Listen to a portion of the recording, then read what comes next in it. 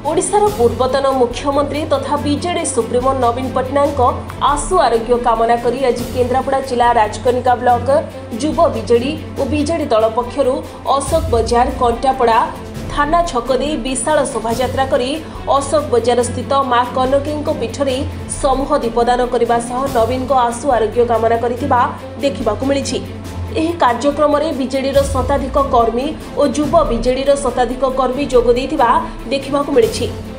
आमर पूर्वोत्तर मुख्यमंत्री श्री नवीन पट्टनायक आशु आरोग्य कामना करी आम राजकनिकार विजु जनता दल बंधु माने माँ दुर्गा पीठरे समूह दीपदान कलु एवं ईश्वर को ये डाकिलु जे आमर माननीय मुख्यमंत्री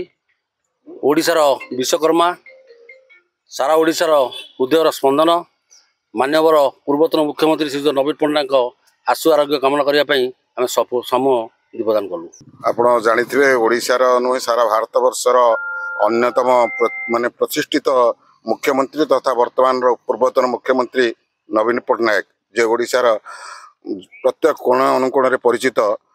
नवीन बाबू बोली से वर्तमान देह असुस्थ से चिकित्सा जाइछन्ति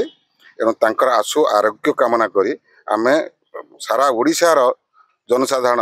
दीपदान करुछु एवं समस्ते आशा करुछु जे नवीन पट्टनायक भल है पुणी आसतु पुणी ओडिशार नेतृत्व नियंतु।